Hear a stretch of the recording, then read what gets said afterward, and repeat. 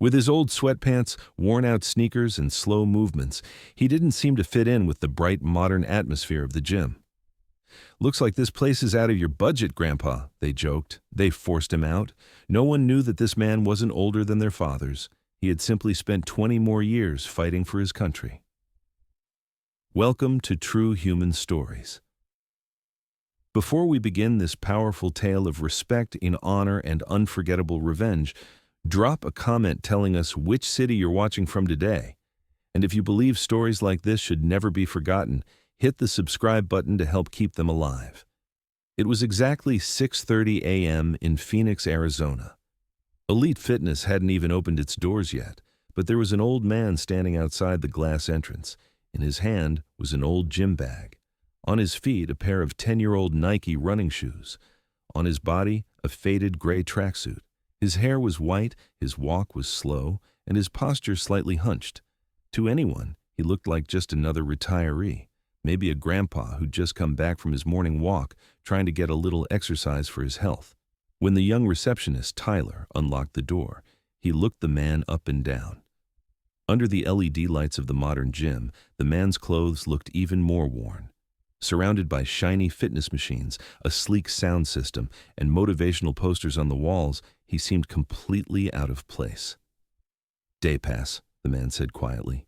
His voice was a little cracked, a little tired. There was a faint southern accent. Tyler gave him that typical understanding smile. "Sir, this is kind of a pricey place. Maybe the YMCA would be a better fit for you?" The man didn't answer. He simply pulled out a $50 bill from his pocket and placed it on the counter. "Day pass," he repeated. The younger guys inside had already started to notice. Brad, about 22 or 23, elbowed his friend Kyle. "Check it out, Grandpa's going bodybuilding."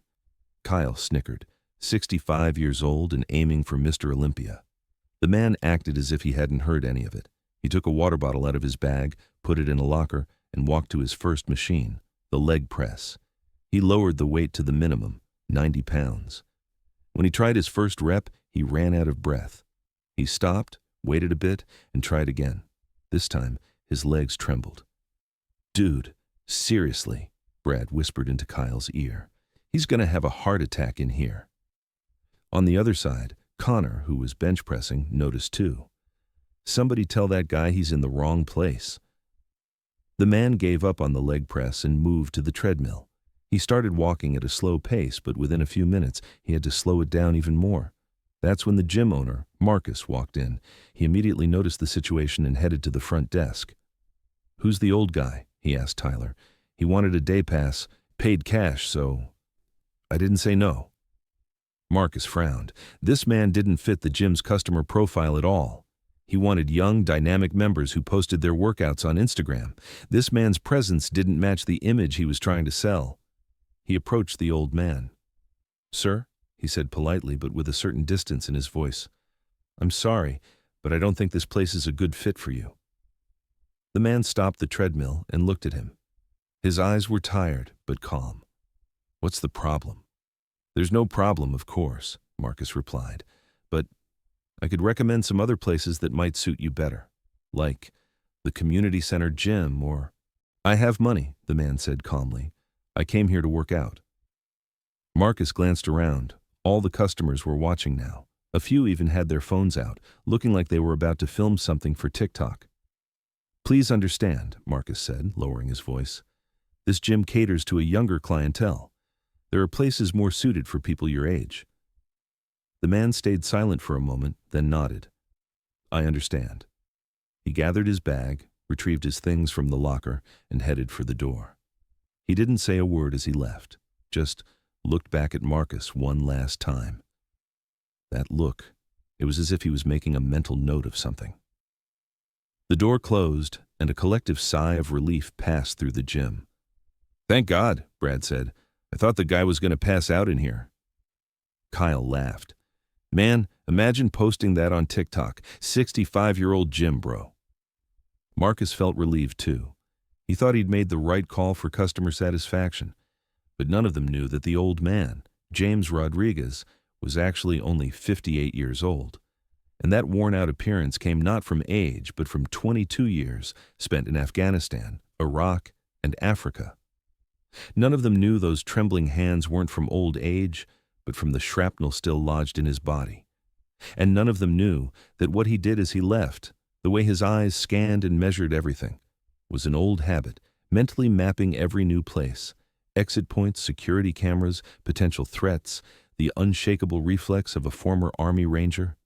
It was 8:45 a.m. when James Rodriguez returned home. A small, neat, minimalist apartment in one of the veterans' housing complexes on the outskirts of Phoenix. There were no photos on the walls, no medals, no military memorabilia, just a bed, a wardrobe, and a small desk. On the desk, the only object, an old iPhone. James picked it up. His contact list had only 12 numbers, and he knew every one of them by heart, but he hadn't called one particular group of them in nearly 3 years. His finger hovered over Lieutenant Mike, then slid down to Captain Torres, and finally stopped on Major Thompson. These were his old teammates, men he'd walked away from death with, but since retiring, he hadn't spoken to any of them. These days, he only talked to people from the 7-Eleven, the laundromat, or the park. Normal people. He never told anyone about his military past, just said he was retired. But this morning was different. The looks from those kids, the tone of the gym owner, the way he'd been walked out. Something had been triggered deep inside him. He set the phone down on the desk, stood up, and walked to the window. He looked out at the street. Kids were coming home from school. Life went on. "You're just an old man now, James," he told himself. "Those days are over." But somewhere deep inside, a voice interrupted that calm thought. "No one gets to treat you like that." At 9:30 a.m., the phone rang. James frowned. Who could be calling? "Hello? Sergeant?" The voice was familiar, but he couldn't quite place it. "It's Mike, Lieutenant Mike. Sir, is that you?" James's heart began to race. "Mike. Yeah, it's me. How did you—" "Sarge, sorry to bother you, but I got a call about you." "What happened?" "My nephew Marcus, he did something to you today." James froze. "Marcus?" "Yeah, Sarge, elite fitness owner. He called me about an hour ago, said, 'Uncle Mike, there was this weird old guy at the gym today. I think I was rude to him. If he's someone you know, I want to apologize.'" James gripped the phone tightly. "Continue." "Sarge, when he described you, I knew it was you, and I asked Marcus, 'Was his name James Rodriguez?' He said, 'Yeah.' I said, 'Which James Rodriguez?' He said, 'I don't know, Uncle.'" Mike paused. "Sarge, I told him who you are." James went silent. "Sarge, you there?" "I'm here, Mike." "Sarge, Marcus is crying right now. He's blaming himself. He wants to come apologize to you." "No need." "But Sarge—" "No need, Mike. It's in the past." "Sarge, not just Marcus. I called a few others. Torres, Thompson, Garcia, Williams. They all miss you. They all want to talk to you." James kept his eyes on the street outside the window. "Mike?" "Yes, Sarge. I'm retired now. Those days are behind me." "Sarge, for us, they never went behind us. You're our sergeant. Yesterday, today, tomorrow." After the call ended, James stood at the window for a long time. At exactly 10:15 a.m., the doorbell rang. When James opened the door, a young man stood there, tears streaming down his face. "Marcus?" Yes, sir. I'm so sorry. I didn't know. Uncle Mike told me you're—" "Come in." Marcus stepped inside, surprised by the simplicity of the apartment. There wasn't a single military item in sight. "Sit down." Marcus sat, but he couldn't get comfortable. "Sergeant, I made a huge mistake. If I had known who you were—" "What would have happened if you knew?" Marcus hesitated. "If I knew, I would have shown you respect." "So you didn't show respect because you didn't know?" The question made Marcus shift uneasily. I didn't mean it like that. Marcus, I'm not angry at you, but I don't understand something. Do you decide how to treat people based on their background?" Marcus lowered his head. "No, sir. I mean, but I didn't go to that gym as Sergeant James Rodriguez. I went there as someone who just wanted to work out. I know, sir, but—" "Marcus, look, I served 22 years in the Army.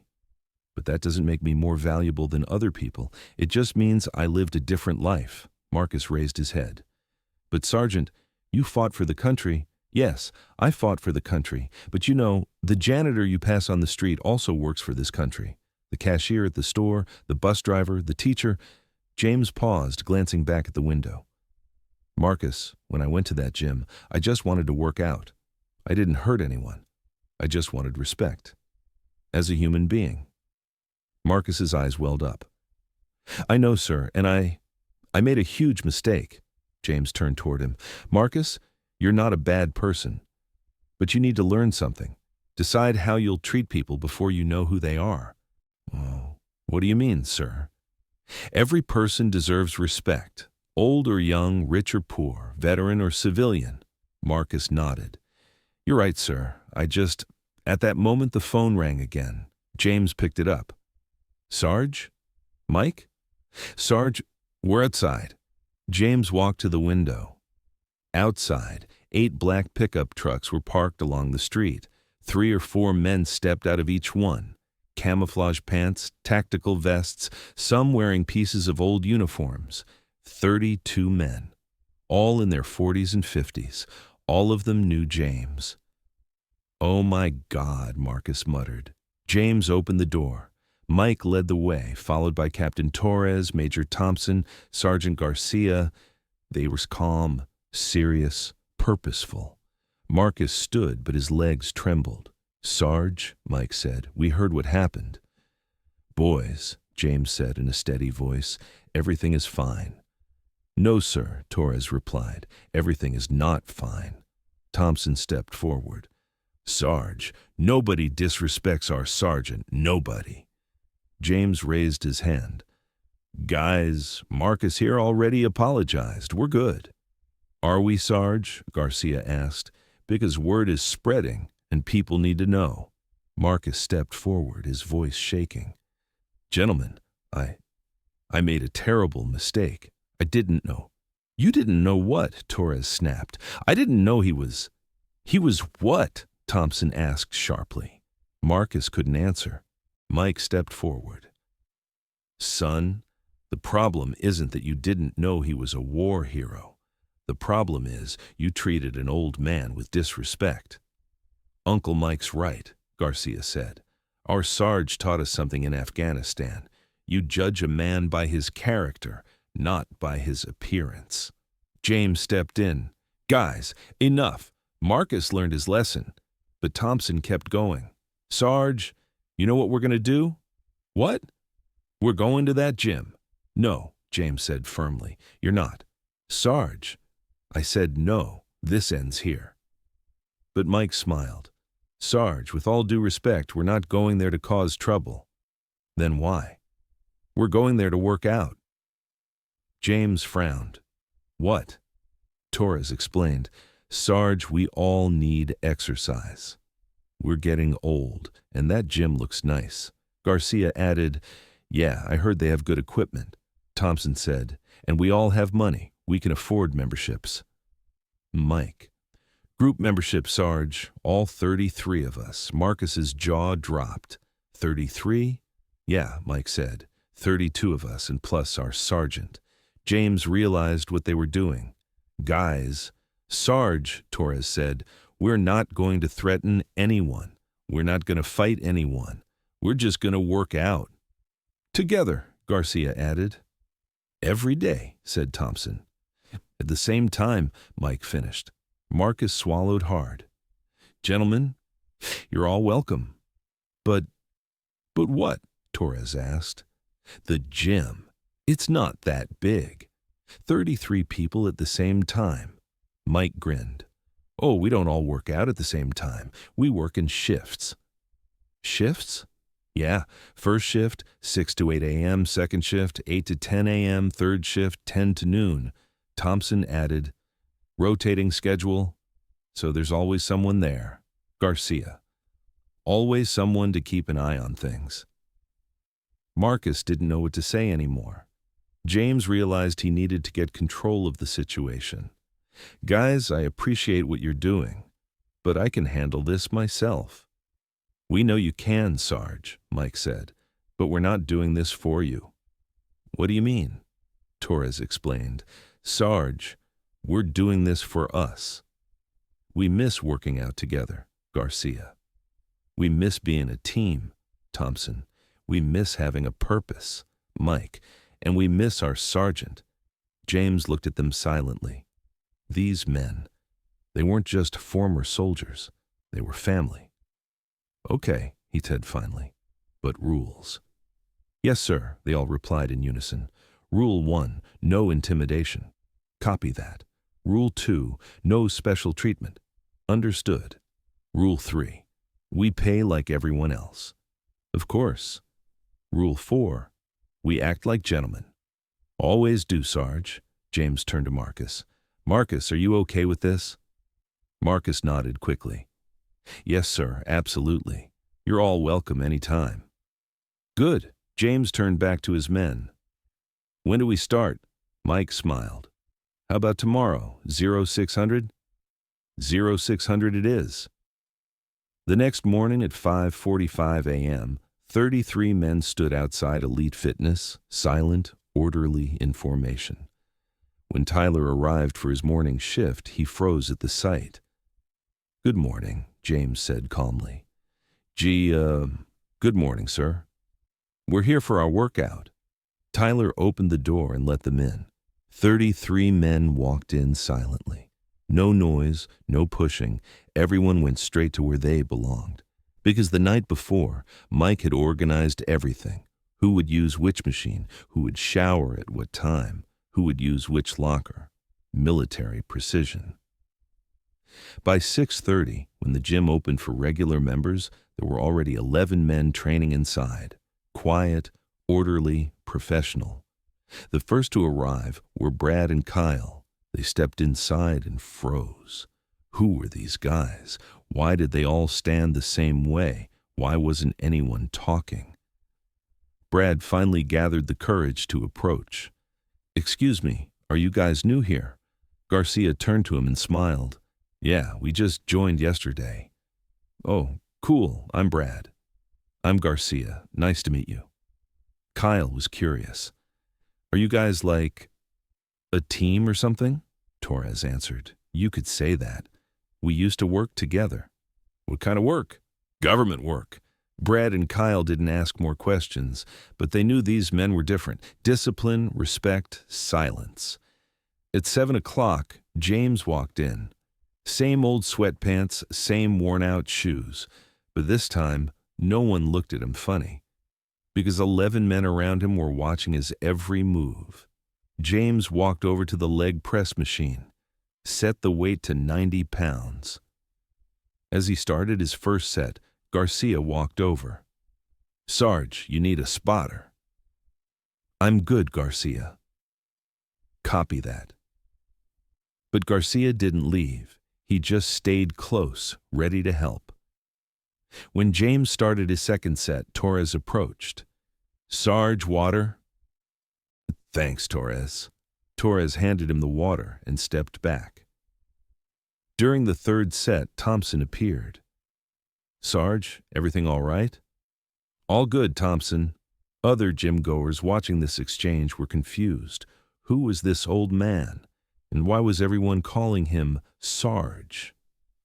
Brad finally gathered courage and asked Garcia, Excuse me, who's that gentleman? Garcia looked at James, then back at Brad. That's our sergeant. Sergeant? Yeah, Army Ranger, 22 years of service, Afghanistan, Iraq, classified operations. Brad's mouth dropped open. Seriously? Dead serious. He saved our lives more times than we can count. Kyle overheard and came closer. Wait, that old man is a war hero? Torres answered. That old man is the reason we're all alive today. Whispers started to spread through the gym. That guy is a war veteran. He's an Army Ranger. He saved their lives. At 8 a.m., Marcus arrived. He saw the scene and smiled. Everything was perfect. No problems, no drama, just professional people working out. He approached James. Good morning, Sergeant. Morning, Marcus. Everything okay? Perfect. Marcus glanced around. Your friends are very respectful. They're good men. I can see that.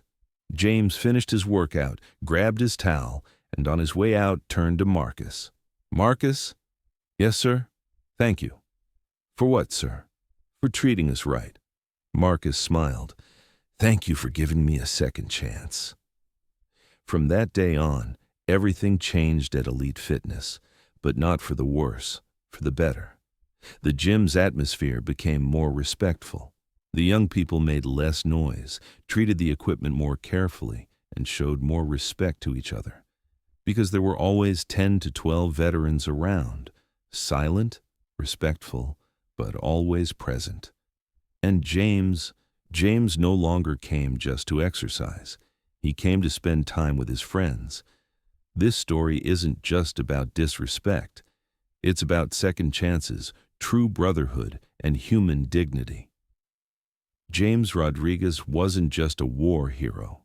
He was a man worthy of respect, not because he was a war hero, but because he was a human being, and his 32 friends reminded everyone of that, not just Marcus, but everyone.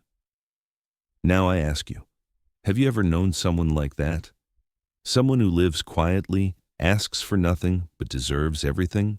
Write their names in the comments, tell their story. Because on this channel, we never forget the silent heroes. Subscribe, share, and help keep these stories alive. See you in the next story. And remember, sometimes real heroes don't wear uniforms. Sometimes they just wear old sweatpants.